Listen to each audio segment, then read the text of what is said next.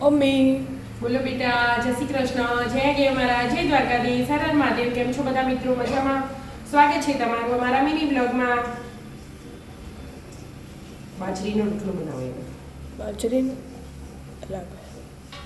મસાલાવાળું બનાવો તો પણ મેથી નહીં, એટલે મસાલાવાળું ના બનાવો, સારું બનાવજો.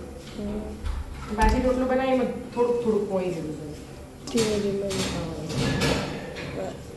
પપ્પા વિદ્યાને મૂકીને આવી છીએ બોલ. મૂકવા દેતા વિદ્યા એકટીવા ચલાવતી જતી પપ્પા પાસે નહીં આવડતું બરાબર નહીં આવડતી. એ તો એમ કરતા કરતા આવડી જાય. હજી પરફેક્ટ નહીં આવડતું. હા, શીખો ને હજી. તમે આવી રીતે રોજ મેળવા છો એટલે એમ લઈ જવા દે એટલે આવડી જાય.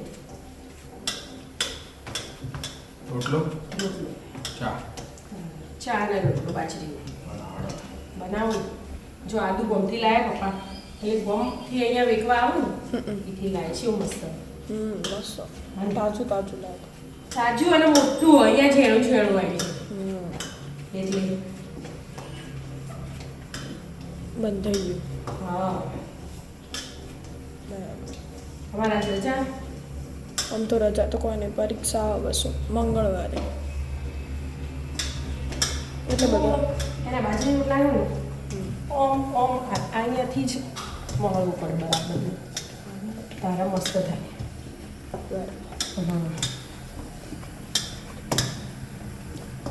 બહુ વધારે